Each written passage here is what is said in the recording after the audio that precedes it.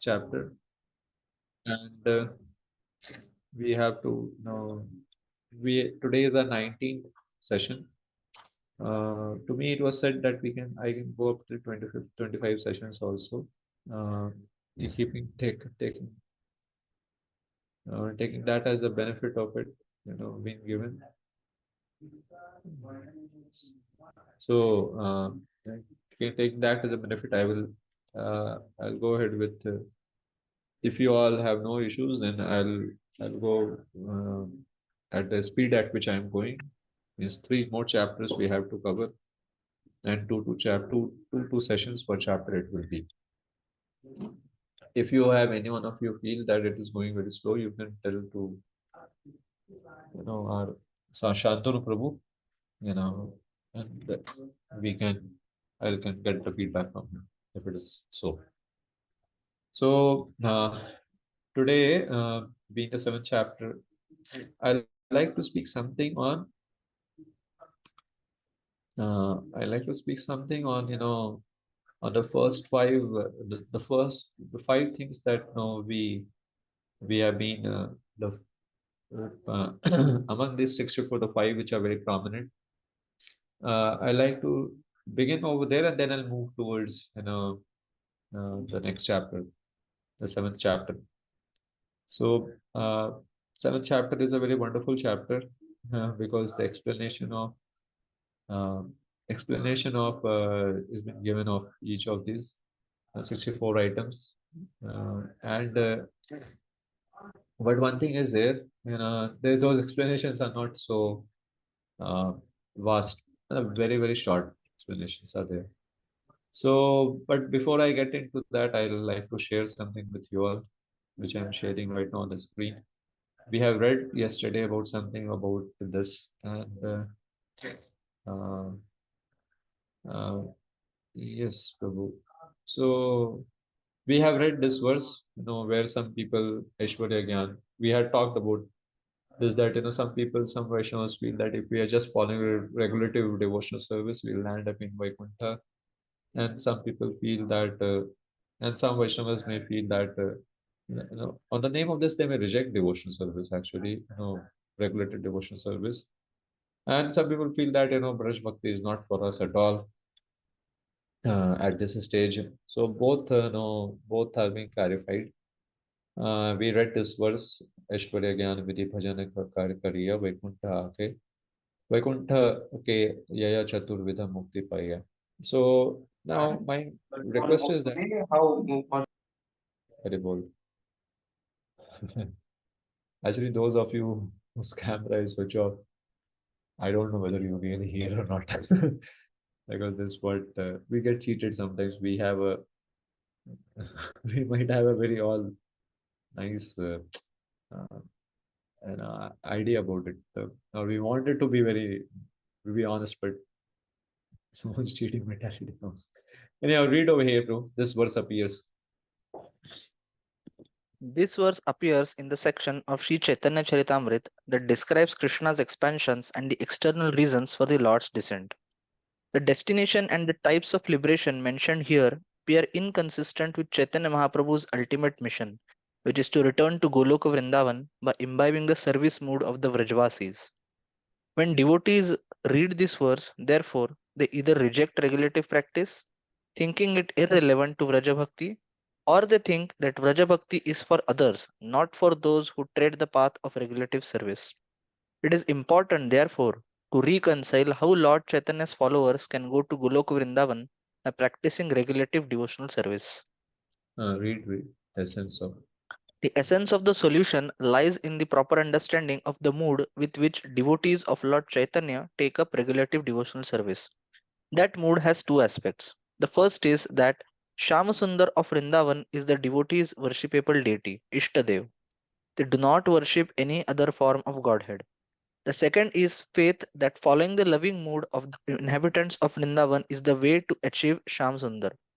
This mood is expressed in the verse of Chaitanya Manjusha beginning with Aradhya Bhagavan Vrajesha Tanayas Tadham Vrindavanam. Regulative practice with these 2 points in mind leads to spontaneous practice and to Vraj. Srila Prabhupada states that devotional service performed under the regulative principles helps devotees rise to the stage of Raga Bhakti. Go ahead. We have read those two paragraphs yesterday also. We have read this also, the letter to Ramakrishna Maharaj. You know, so about Prabhupada is saying that devotees who are following Vidhi Marga meant for going to Vaikuntha planet, and those who are following the Rag Marga meant for Krishna Lok. And it is generally accepted that the followers of Lord Chaitanya are going to Golok Vrindavan. So now, from here ahead, yeah, I hope the question is where the context of our explanation of our discussion is very clear to all of you. The context of our explanation is just one to make us understand that these Vaidhi Bhakti, the regulative devotional service constituted of these 64 items, we should never take it cheap. We should never feel that this is will not lead us to any time to a very high status of Krishna consciousness. It would not lead to Raga Bhakti. We can't go with this with only this to with Goloka Vrindavan at most. We can go up till Vaikuntha. These kind of things are there. It comes in people's mind, and that is why even after people getting initiated in this con and the proper Guru Parampara, they may look outside the window of ISKCON also for something else. So, and second is that our faith, our faith also may not grow in these regulative devotional services. So that is why this is the context in which we are reading these things through. Uh, and we'll read ahead something more. One of you read devotees often question. Okay. A lot true, Gautam Prabhu.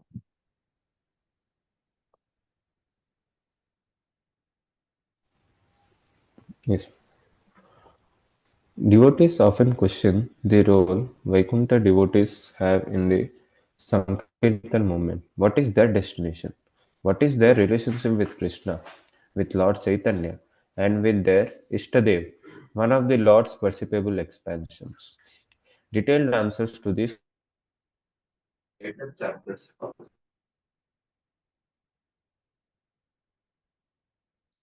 Hare Krishna.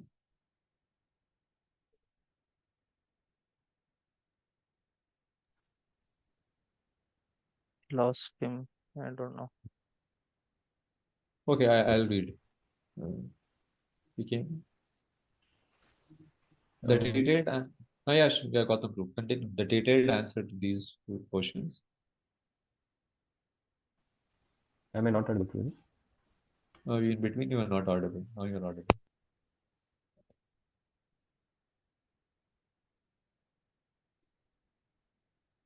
I think he has weak internet connection. I'll read. Detailed answer to these questions appear in the later chapter of this work.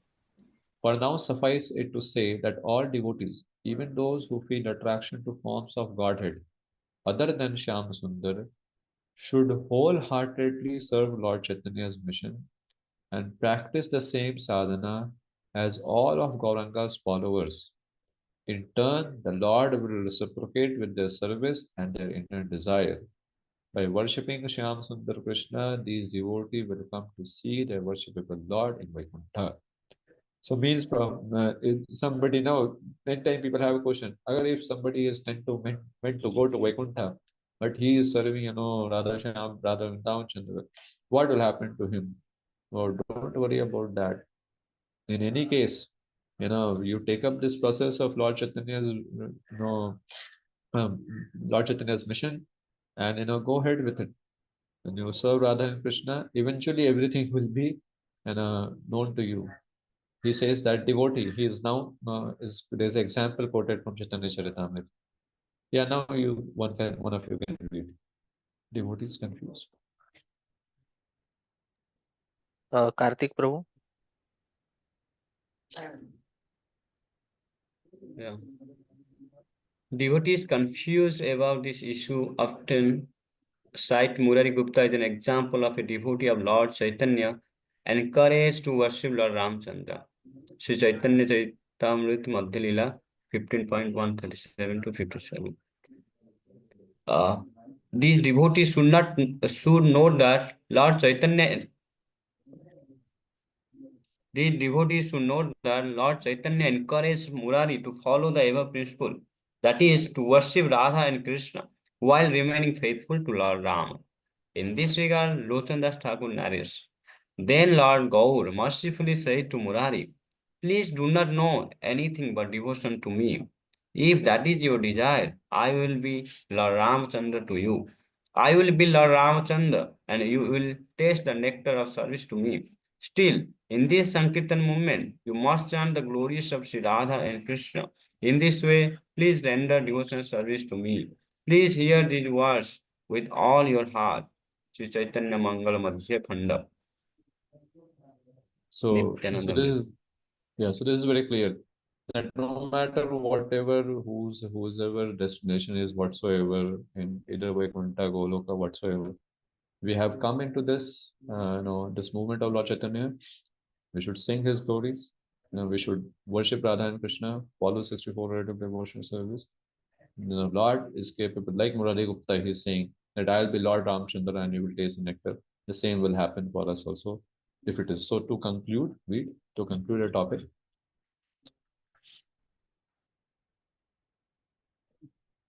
To conclude the topic of how ISKCON's members should practice devotional service, they should neither reject the path of Braja Bhakti nor take it up prematurely. Unless they genuinely desire Vaikuntha Bhakti, their patient fidelity to the regulative principles of devotional service will, in good time, mature into the spontaneous service of the Brajavasis. Yeah, so one has to not impatient and become, kind of a person who is, faithless in the process of, in following the process of the 64 items of regulative devotion service, and not take Prajabhakti into prematurely. But one does this regulative devotion service in good time, it will mature into spontaneous service of the Brajavasis, that is for sure. Only has to be done in a proper way. So what is the purpose of these regulations? The purpose of these all regulations, because we are saying regulative devotion service. So the purpose of these regulations is what? And the purpose of regulative is very clear. That it's been said over here. This the impetus, because the impetus for regulative practice is a faith in the scripture and fear of transgressing the scripture injunctions. So, and because if he has a faith, he has a fear that if I transgress a scriptural injunction, one will commit sin and thus suffer. Yeah, Shastrus Utsrimche Vartate Kama Karatah Na Sukha Na. That's a verse which says that Na Punanti Bhavam. So, neither in this life, neither in the next life, he'll be happy. He will suffer. So, to make this all point, clear the whole social order and the spiritual counterpart of the four ashramas are there. But this verse very clearly says, Ya Esham Purusham Sakshat Atma Prabhavam Ishwaram Na Bhajanti Avajananti Sthanat Drashta Patanti Adaha. So it's been said that if any of the members of the four varnas and ashrams fail to worship, or if they intentionally disrespect the personality of Godhead, who is the source of their own creation, they will fall down from their position into a hellish state of life. So what does it mean, over here? They intentionally disrespect the personality of Godhead means what? They intentionally neglect the regulative devotional service following. You know, they don't give themselves fully to this process. That's a disrespect to the Supreme Personality of Godhead. So no, so any order of person may be, one has to know, one has to keep it caution, because it says they will fall down from their position into a hellish state of life.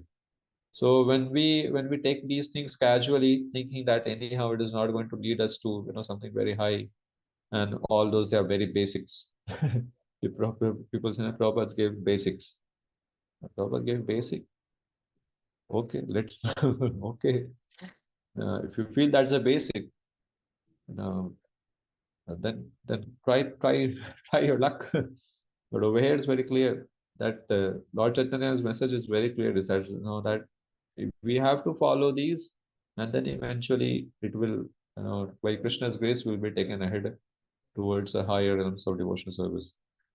So this and here now it read it is not just a sober warning. And if you read this paragraph, this words. Karuna Bro. This verse, spoken by Narada, is more than just a sober warning to worship Krishna. It is a synthesis of the purpose behind the rules and regulations of the Vedas that govern the Varnashrama social system. In essence, it instructs all the living entities to conduct their lives according to the will of the Supreme Lord. By remembering his instructions, they invariably remember him. And by remembering him faithfully and favorably, they serve the purpose of those instructions. Yeah. So all these instructions, that has been given for Varna and ashram is for the- to govern the social system. Basically, it is for making us coming, uh, you know, making us coming closer to the Lord. The essence it instructs the living to conduct their lives according to the will of the Lord.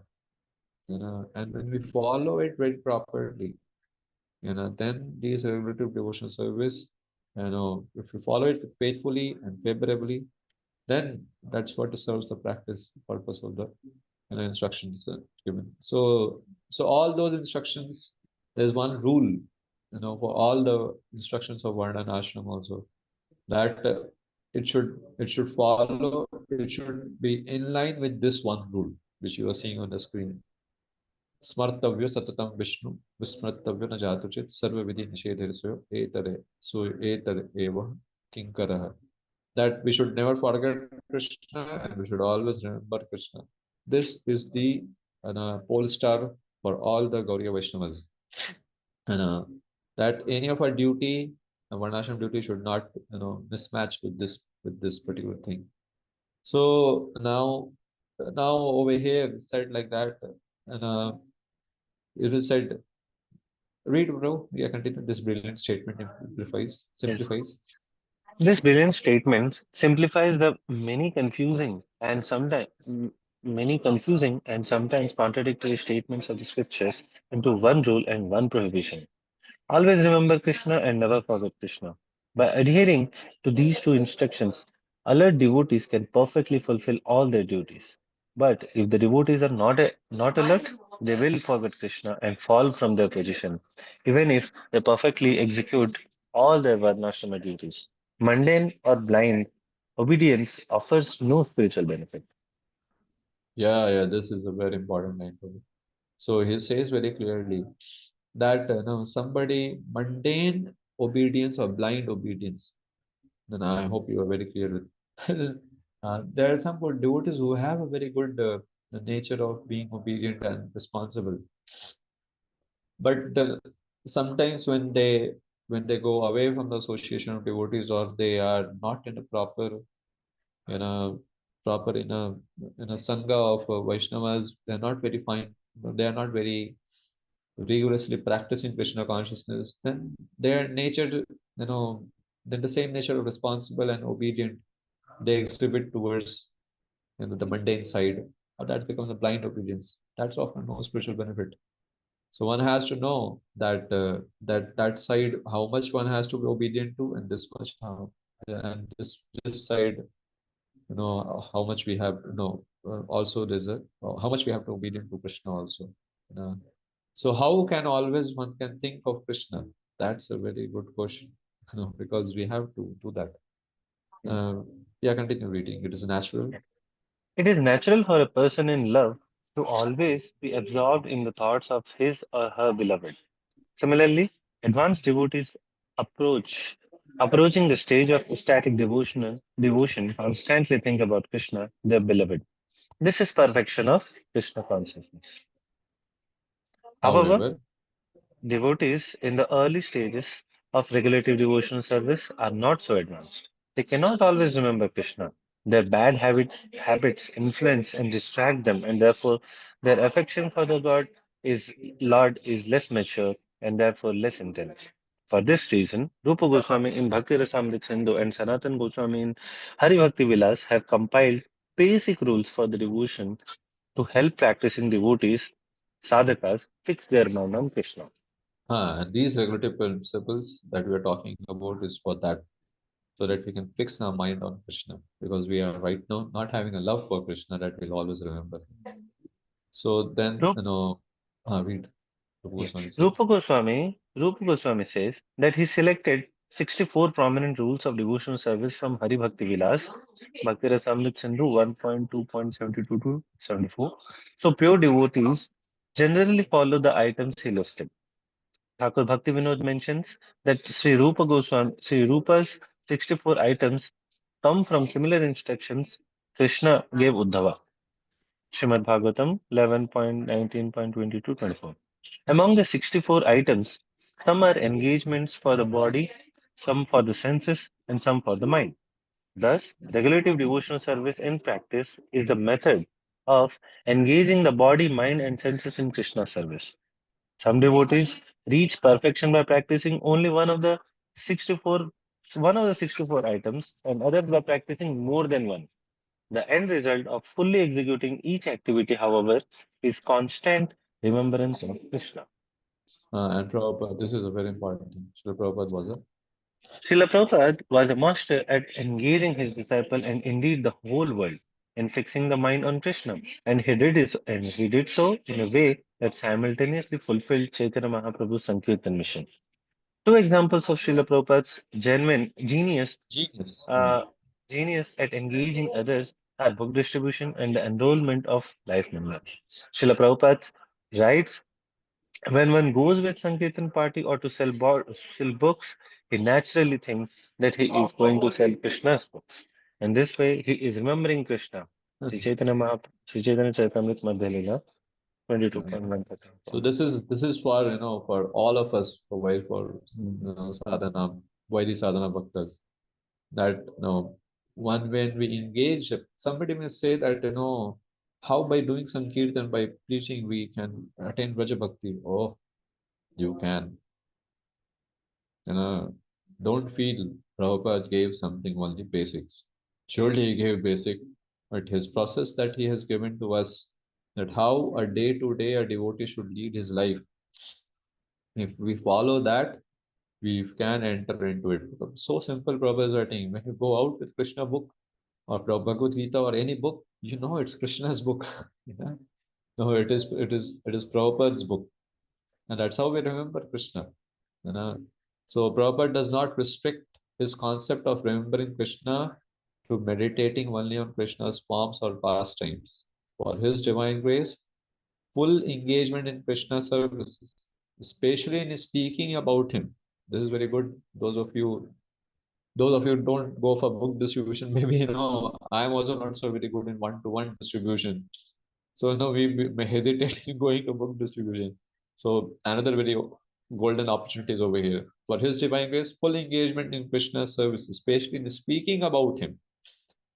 Speaking about him, Krishna is the means of remembrance most suited to Vaishnavas of every caliber. Young men and women especially can dovetail their exuberance with this noble cause. By so doing, they purify their hearts and acquire the ability to think of Krishna at will.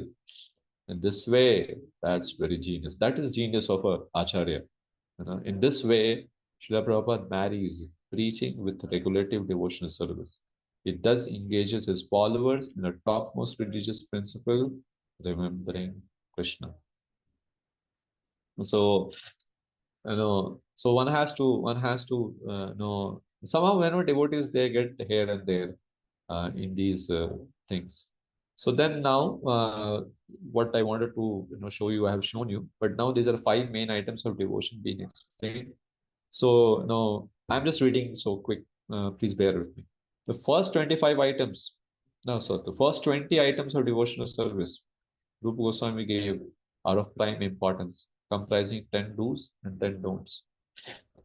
The list of do's forms the foundation of regulative devotional service, and the strict observance assures rapid advancement in Krishna consciousness. Srila Prabhupada writes in Bhagavad Gita purport 6.24, success is sure for a rigid practitioner.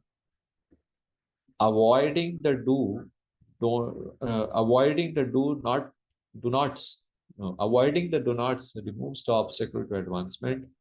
Srila Prabhupada adds the first three items as the most essential. Means Guru Padashraya, Shri Krishna Dikshadi Sikshanam, and serving the Vishnambhena Guru Seva. And the remaining 44 items include 39 secondary items, and the 5 are very special ones. So, no, which Rupa Goswami says Sadhu Sangha, Nama Kirtan, Bhagavata Shravan, Mathura Vas, Sri Murtira, Sraddhaya Sevan. So these are 5 1. And then, uh, so very amazing is this. I don't know whether it will become technical for you or not. But you might have a question for sure. At least I had a question for many years. That we see some devotees, they may not read many scriptures. You know, they are, you see, village people, they can't read much scriptures. They can't much read scripture, but they are very, very, they advance very rapidly. That you might have observation. So why is it so? How it's so that they don't much require to yeah, faith that is required, because faith comes by reading scripture. So how they advance? And so they don't read the scriptures much. So how they? So the answer is given over here that they may not, they may not read, they may not have faith. No problem. Only thing that Lord Chaitanya is very clear is he wants that we should not have offenses. If we are not offensive, even if we don't have faith, we come in touch with the Lord, we come in a touch with regulative devotion service, the devotee will advance very, very rapidly. And eventually he will acquire faith. But for most of us, this way doesn't work. You know, you know, because that's a reality. Because we keep on committing offenses, and we have to safeguard ourselves from offenses also. And that's a way for us. So it is not to minimize the importance of faith that Rup Goswami is saying like that even if you don't have faith but you have free from offenses, you can. But it is to say that uh, that uh, uh, uh, that it is precisely to say that Krishna is so powerful that contact with him even without faith elevates one who merely looks at him. And that's why Rupa Goswami quotes that verse, na? Don't go to the banks of Keshi Ghat where Govindji the Krishna is standing, the blue boy with a flute. If you have any attachment to the material life, better you don't go right now. Why he says like that? No, faith नहीं है तो क्या होगा? Faith नहीं है तो भी होगा उधर. हाँ, तो लेकिन हमारा screw अलग है, because a person has to be offenseless. He can. So Rupa Goswami's conclusion should not be misconstrued as a recommendation for faithless practice, rather than he's praising the potency of devotional service. We should be very clear with it. It's not that now, oh, very good, very good. Now we don't read. We are just but we keep on committing offenses. We are not so simple. So it may be true that on rare occasion a person without faith can come, but it is very exceptional. These cases are, rare occasion one may get it. But a prerequisite for receiving such special mercy is that he should be free of offenses. And Vishnu Shakur Thakur comments that those whose heart and mind are purified of even the slightest trace of offense towards the Naam and towards the deities, the Seva Aparad and Naam Aparad, can acquire Rati and Prem even without developing faith. So that's a very, that's something very, after saying that, he begins these 5 limbs of devotion service because these are very special and these are very special, and it's been said that people in this age, almost without exception, are very unfortunate. That Bhagavatam verse says, na, 1.1.10, Bhagavad says, Manda Sumanta Matayo, Manda Bhagya Upadritaha. That's a qualification of Kali Yuga people. So they cannot receive, they cannot always receive the immediate benefit which is offered by these five devotional items or devotional service. That's what happens with majority. So this means said to taste the bliss of loving devotion, they should acquire the faith also. Uh, because of being so much the bhagya, we even question on the on the authenticity of spiritual master also we can even question on the authenticity because on the bhagya, that's a Buddha bhagya. So that is why for us, majority of Kali Yuga people, faith and progressively developing that faith is been is been mentioned. So saying that Prabhupada made these items of devotional service as a cornerstone of SCON. And Prabhupada made morning and evening programs tailored in that way that would enable a devotee to chant, engage in kirtan, worship the deity, hear the classes on Bhagavad Gita and Bhagavatam, and those who will follow very strictly these programs, automatically all these things in the company of devotees, one will advance very very quick. It's just automatic.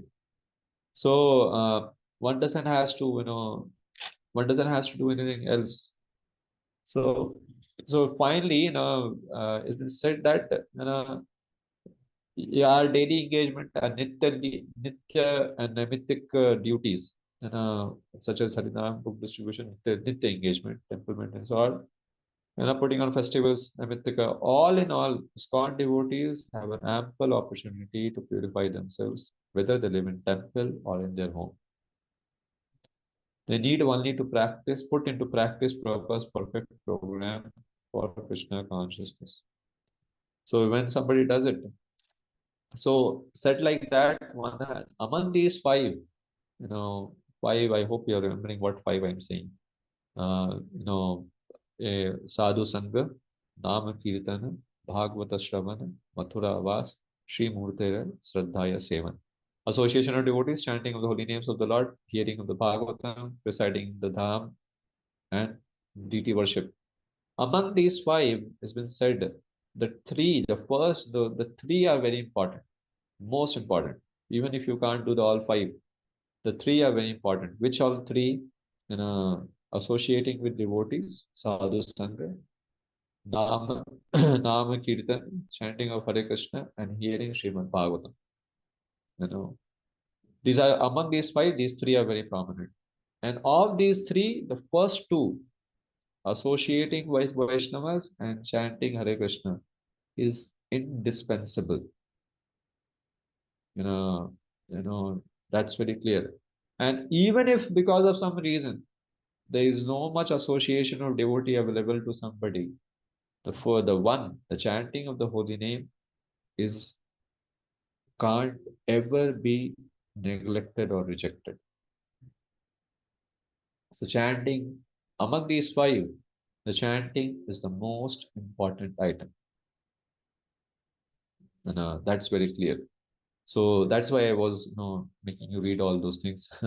So and in the chanting of the holy name, there are two kinds, Kirtan and Japa. Surely Kirtan is much more emphasized over Japa, but Japa we can't minimize it because we have to chant as a vow. And Nam Sankirtan, that is the Kirtan that is done in the public, is surely is much more powerful. Somebody may say, but you say, 9 limbs of devotional service, Shravanam, Kirtanam, begins with Shravanam, and so many verses talks about Shravanam. As looks to be Shravanam is very important. That's true. Right? Because when we hear the holy name, then only when we hear about the holy name, then only we chant the holy name. So Shravana, hearing is most important. Okay, no problem with that. But proper, once we have heard about the holy name, now, uh, now one should begin, one should begin chanting, and then the chanting becomes the most prominent. Till the point one doesn't knows about chanting, it's fine. So hearing is kept at the first so that we can hear about the holy name. That's been said, our reading and hearing should lead us to chanting, very properly. So, and so saying like that, it's very clear that among these all, Prabhu, all these five, chanting is the most important, and we can't, we should never ever take it uh, um, casually, because unfortunately, that is also written that many Vaishnavas, chanting one round. No, I'll make you read rather than me saying, because it may look heavy to you.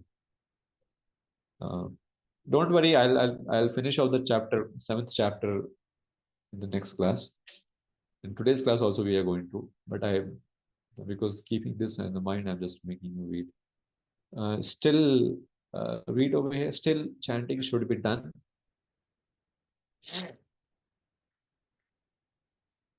Still, Read chanting chanting. should be done with due respect for the holy name. This means that even though there are no hard and fast rules for chanting, devotees should avoid the 10 offenses against the holy name listed in scripture. Devotees should be especially attentive not to commit offenses while chanting their prescribed rounds on the beads sanctified at their initiation. Chanting one's rounds while driving or cooking or slurring, skipping, or adding words to the mantra are examples of disrespecting the name. Dozing while chanting, neglecting to chant, thinking and planning while chanting, and gossiping or talking while chanting should also be avoided. Yeah, next. Unfortunately, Unfortunately, such negligence is prevalent in ISKCON today. Offensive chanting invariably debilitates the faith in the efficacy of Vaidhi Bhakti and weakens one's ability to remember Krishna. Offenders to the holy name are unable to reap the ample protection real chanting awards. By such offensive chanting, devotees gradually retreat to Maya's lap. Chapter 2 yes, provides a list of done, the done, anomalies. done, Yeah, okay. done, bro. Yeah. That's where we have to be very careful about. If we take, if we want to strengthen our chanting, we should try to chant in association of devotees. Try to chant in the morning time, because offenders to the holy name are unable to reap the ample protection that real chanting awards. And in Kali Yuga, we need protection a lot, because such offensive chanting devotee gradually leads to Maya's lap. So, this is about and Shrim. So this is and I'm not going to do all the five. This is what we are going to read now. Said like that, you have any questions you can ask before I begin now chapter 7. Uh, any of you? No, one question. Yeah. So, five will be there. Na? You told about five items: sadhu sangha, chanting, hearing, the Sharinam, and Dityavartha. You told Uh, out of five, the most important is chanting. yeah. But no, well, how chanting? Because I think sadhu sangha will be most important. Na? From sadhu sangha, we Now, can get everything. Even chanting also will come through sadhu sangha only. So, how chanting is most important? see, among these five, three are very prominent: sadhu sangha, chanting, Bhagavata Shravan. Among these three, if you can't do, the first two are very prominent: sadhu sangha and chanting. But somebody may not be living in a devotee association, or may not be able to associate with devotee, maybe for some reason.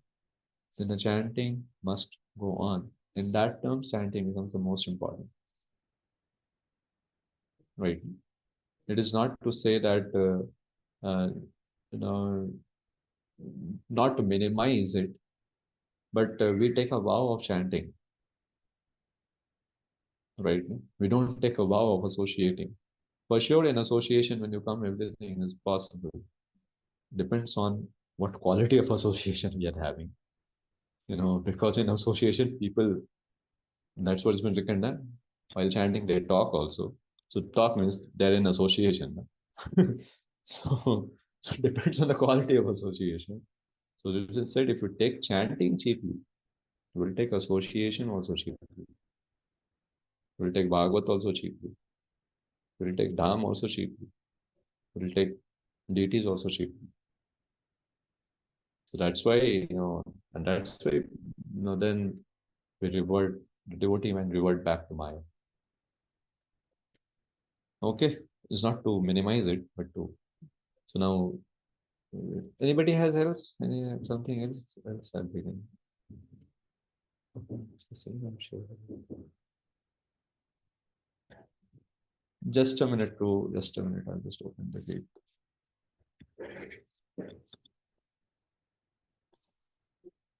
So now, I shared the wrong thing. So we'll begin with the chapter 7, and let me share it.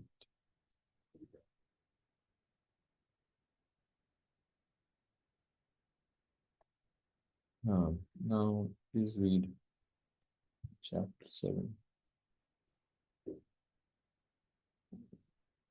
We may not be able to cover in very much today, but surely we'll cover the first 5 of the 64.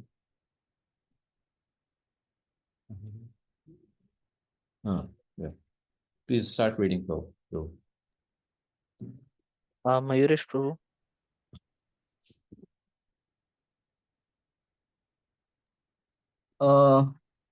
Evidence regarding devotional principles.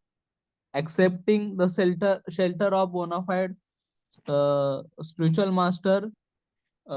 In the 11th canto of Srimad Bhagavatam, 3rd chapter, verse 21, Prabhupada tells Maharaj Nimi, "My dear king, please know for certain that in the material world there is no happiness.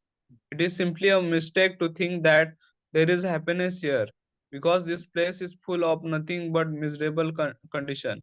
Any person who is seriously desirous of achieving real happiness must seek out a bona fide spiritual master and take shelter of him by initiation. The qualification of spiritual master is that he must have realized the conclusion of scriptures by deliberation and argument, and thus be able to convince others of this conclusion. Such great personality who have taken shelter of Supreme Godhead, leaving aside all material conditions, are to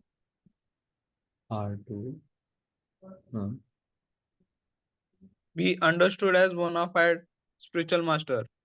Everyone should try to find such a bona fide spiritual master in order to fulfill his mission of life, which is to transfer himself to the plane of spiritual bliss.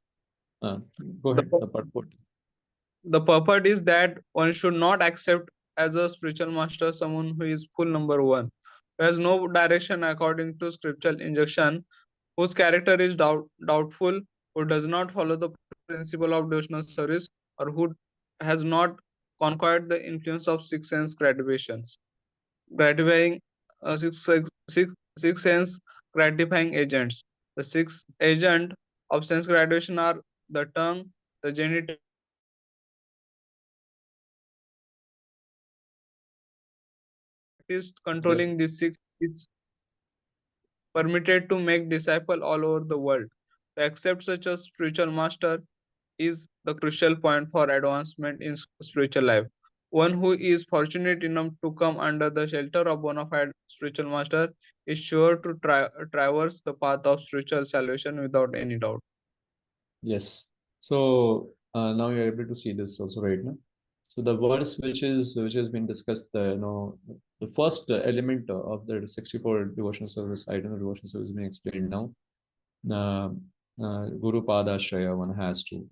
So he is right now has been quoting a verse from Rup Goswami quotes the verse from in 11th canto, 3rd 21. This is a very famous verse.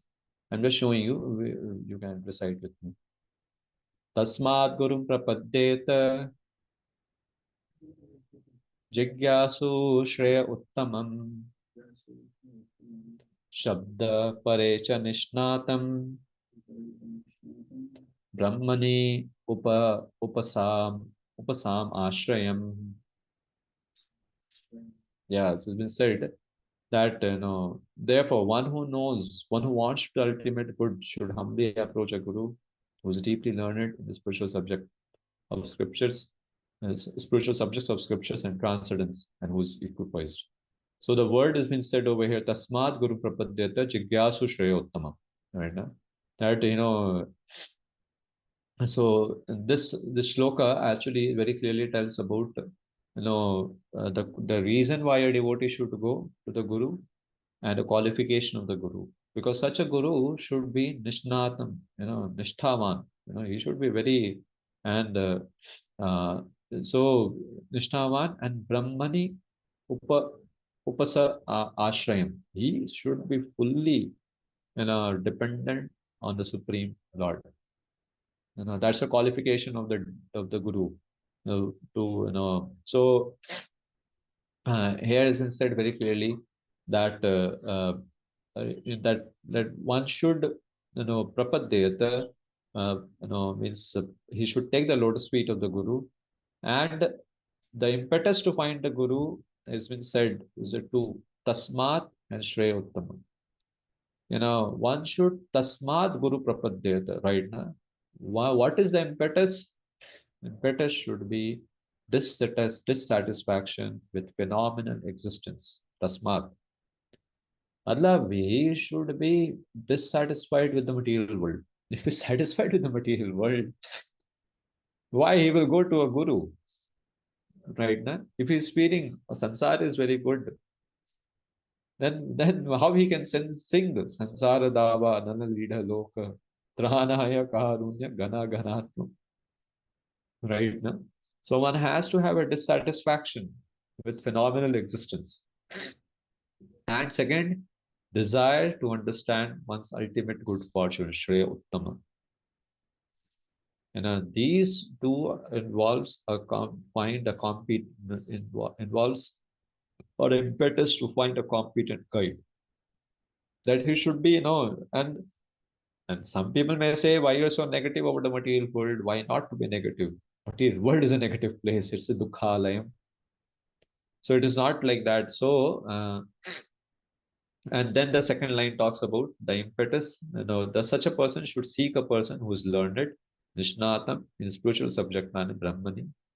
Shabde, should be, and transcendence, and is equipoised. Upasa ashraya, upasam ashraya, does not attracted to or repulsed by material things.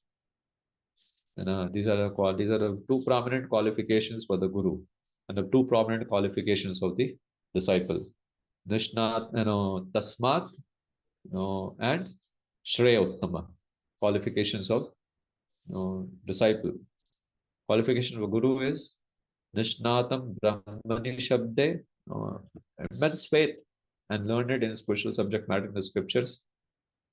May not be all Vedic scriptures, but here we are talking about Bhakti Shastras. And equipoised is not attracted to or repulsed of any material things. Like we see Prabhupada was not attracted to any wealth of this world. Neither, rather than he said, take my photo, embracing all the wealth of the world, I'll engage in Krishna service. Neither he was repulsed by it, neither was attracted to it. And surely, he was so learned in the scripture and faithful. So this is about, the second. Now he says about the second. Somebody read ahead. According to, now second item has been explained by Rupa Goswami, accepting initiation on the spiritual master. Mridul Krishna Prabhuji. Accepting initiation from spiritual master and receiving instruction from him. Sage Prabhupada continued to speak to the kings as follows. My dear king, a disciple has to accept the spiritual master not only as spiritual master but also as representative of Supreme Personality of Godhead and the Super Soul. In other words, the disciple should accept the spiritual master as God because he is external manifestation of Krishna. This is confirmed in every scriptures, and a disciple should accept the spiritual master as such. One should learn Srimad Bhagavatam seriously and with all respect and veneration for the spiritual master. Hearing and speaking Srimad Bhagavatam is a religious process which elevates one to platform of serving and loving the Supreme Personality of Godhead. The attitude of disciple should be to satisfy the bona fide spiritual master, and then it will be very easy for him to understand spiritual knowledge. This is confirmed in Vedas, and Rupa Goswami will further explain that for a person who has unflinching faith in God and the spiritual master, everything becomes revealed very easily. So that's what's been said, that, very clearly it's been said that Sakshat Dharitvena Samasta Shastri, right? No? One should approach a spiritual master as if we are approaching the Supreme Personality of Godhead. No, no matter how friendly he may be, no, but one has to know that the way I will respect and approach the spiritual master, the same way Krishna will treat, the same Krishna understands that he is approaching the same way to me. Now, one may be, approaching Krishna with very much awe and reverence, or with intimacy, but with the spiritual master, he may be not so. If it is like that, Krishna will not take him seriously. And so one has to learn, because Krishna teaches about he is not God. The spiritual master is not God for sure, but has to be respected equivalently to God and taken seriously. Because if you can't take if you don't take him seriously, now how can you receive instruction from him? Right? Na? Because you receive instruction like a child receives instruction from his parents. Uh, till the point a child feels the parent are very respectful. Once the child does not have loses respect for the parents, does he receive instruction from him? Never. जैसे हाँ बोल रहे हैं बोलने दो, उनका काम है बोलना, मेरा काम है सुनना, पालन करना या नहीं करना वो अपने मन पे है. Because he has not doesn't has much of respect for the parents then. Right now. So in the same way, when we don't have a respect for the spiritual master, he's not going to give us any material product. He's not going to give us a job. He's not going to give us a good health. He's not going to give us anything material. So, so see, when we get something material from some people, we have a respect from him. Yeah, forcefully or whatsoever. Like one boy, when I was studying, yeah, I went, he was coming back from some place. I asked him, कहाँ से आ रहे हो? बोला पिताजी को याद करके आ रहा हूँ. पिताजी को याद करके आ रहा हूँ मतलब क्या? ATM से आ रहा हूँ. So for him, he had a respect for his, father, because he was gaining something material from spiritual master. We are not going to gain anything material, right? Na? So no, to respect him, is very important, because we are going just we have to treat him. We have to understand that he is as good as Krishna, because he gives us Krishna, and those who want to receive Krishna will have a very must keep a very grateful attitude towards the spiritual master. So that's why Ibn Prabhupada is saying that the attitude of disciple should be to satisfy the bona fide spiritual master. That is why when one question was asked by to Gopal Krishna Maharaj over here, somebody has asked question for something from Gopal Krishna Maharaj said, we never thought about it, that where we will go. We just thought about how to please Prabhupada. That's it. Because the attitude of disciples should be mukam karoti vacharam pangum langayate karyam yat kripatam vande Shri Guru Dinatarinam. And surely, when we say the attitude of disciples should be satisfied the bona fide spiritual master, it also means the entire Guru Parampara. Right? No? So then it will be easy for such a disciple to understand the scriptural knowledge, spiritual knowledge. Okay, the third one. Serving the spiritual master with faith and confidence. Vishram Dhena Uh, Bharose. Priya Arjun Bro.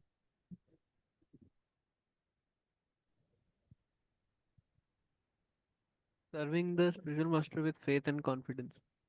Regarding serving the spiritual master, in the 11th canto of Srimad Bhagavatam, 17th chapter, verse 27, it is stated by Lord Krishna, My dear My Uddhava, the spiritual master must be accepted not only as my representative, but as my very self. He must never be considered on the same level with an ordinary human being. One should never be envious of the spiritual master as one may be envious of an ordinary man. The spiritual master should always be seen as the representative of the Supreme Personality of Godhead, and by serving the spiritual master, one is able to serve all the demigods. Yeah, we are envious people. We might have envy towards other being, but we should never be envious of the spiritual master. We should never think why I should serve him. Why I should, why I should show respect to him. No, he is also a mortal man. He's a man. He's a man. Okay, he's an embodied man in a body, but his body is not like ours. He's a spiritual. His body is spiritual. So, one should never allow such mentality creep within us and make a path towards hell for us. So we should be very careful, about this also. Vishnam Bena Guru Seva. One has to respect the spiritual master uh, with a lot the way we respect the Lord. Uh, that's what has been quoted. You will hear from many scriptures like that, and I'll show you now, because these are about the spiritual master. Just read this: following the footsteps of the saintly person. Yeah, you only continue. Yes, following in the footsteps of saintly persons. In the Skanda Puran, it is advised that a devotee follow the past acharyas and saintly persons because by such following one can achieve the desired results with no chance of lamenting or being baffled in his progress. The scripture known as Brahma Yamala states as follows: if someone wants to pose himself as a great devotee without following the authorities of the revealed scriptures, then his activities will never help him to make progress in devotional service. Instead, he will simply create disturbances for the sincere students of devotional service. Those who do not strictly follow the principles of revealed scriptures are generally called sahajiyas. Those who have imagined everything to be cheap, who have their own concocted ideas, and who do not follow the scriptural injunctions. Such persons are simply creating disturbances in the discharge of devotional service. Yeah. So, this means we should follow the past acharyas and the guidance of the spiritual master. Uh, so one should not, uh, you know, one should not, because else he will create a disturbance. You know, Simply create a disturbance for the sincere student. So those who know, many things have been said over here about Buddha. Proper likes about Lord Buddha also, that Buddha told to reject the scriptures. That's why we reject him. But somebody may say that, oh, he's God. If you follow him, you will be also, that's following God. So Prabhupada talks about that, because Jiva Goswami himself writes in this regard to this verse, to this item of devotional service. He talks about Lord Buddha. So Prabhupada finally, just read this much: Lord Buddha is accepted as. Lord Buddha is accepted as an incarnation of Krishna in the Srimad Bhagavatam, but in the same Srimad Bhagavatam it is stated that Lord Buddha appeared in order to bewilder the atheistic class of men. Therefore, his philosophy is meant for bewildering the atheists and should not be accepted. If someone asks, why should Krishna propagate atheistic principles? The answer is that it was the desire of the Supreme Personality of Godhead to end the violence which was then being committed in the name of the Vedas. The so called religionists were falsely using the Vedas to justify such violent acts as meat eating, and Lord Buddha came to lead the fallen people away from such a false interpretation of the Vedas. Also, for the atheists, Lord Buddha preached atheism so that they would follow him and thus be tricked into devotional service to Lord Buddha or Krishna. Yeah. So said like that, about the spiritual master and following the saints. Uh, One should know that we follow the saints, those who are following the scripture. That's where Nishnatam, Brahma Shabdam. That has to be, those points should be very clear, and we should, following in that way. So I'll just show you now, something about the spiritual master, because we have been reading about him, and some of you may be getting initiated very soon, in this few days. So I just thought of showing you something. No, this is a book by Gaur Govind Swami Maharaj. I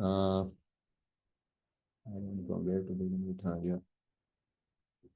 Yeah. See, this is a book by Gaur Govind Maharaj. Uh, I'm just showing you small part of it. He is writing about Sri Guru Charana Padma. That entire song he's writing about it. So right now the line has been discussed is Sri Guru Charana Padma. Why his Charan is called as Padma? You'll be inspired by it. In 3-4 minutes I'll make you read. Just read one of you. Padma Madhu. Padma Madhu, honey collected from the lotus flower, is a special type of honey. Ayurveda Shastra says that it is a good medicine for the eye. If someone has some eye disease due to impurities in the eye, the Kaviraj Ayurvedic doctor will advise him to rub some Padma Madhu in his eyes. Because of these impurities, one cannot see clearly and feels pain. Applying some Padma Madhu on the eyes will clean out all the impurities and then one will be able to see clearly.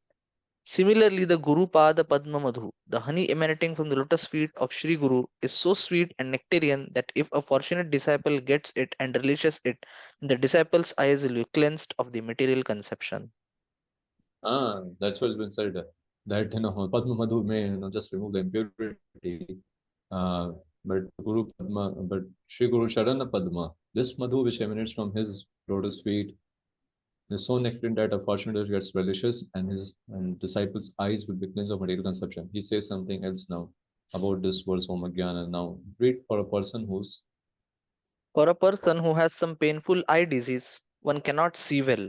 Kaviraj will advise him to apply some Padma Madhu by which the Drishti Shakti, the power to see clearly, will develop.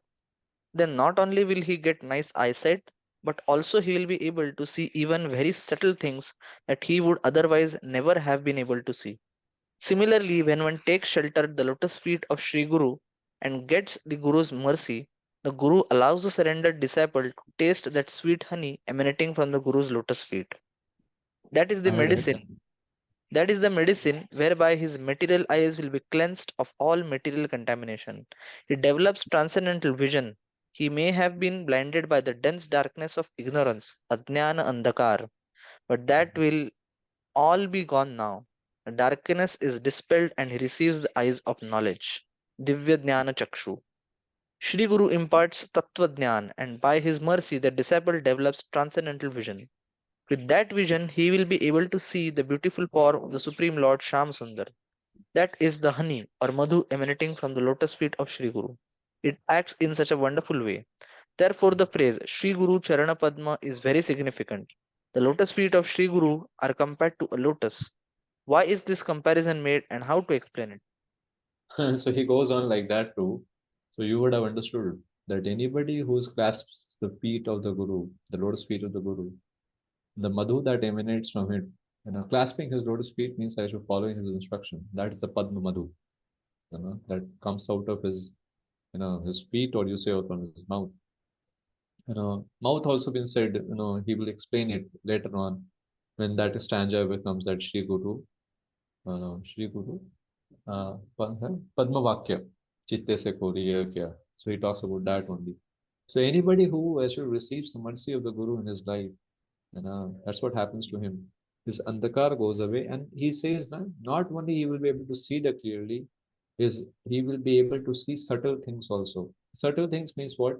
Seeing things clearly means he can see the world acting as a how it has been, uh, how it's been driven by the three modes of nature, and he can see the subtle things means he can see the subtle impurities within his heart very clearly.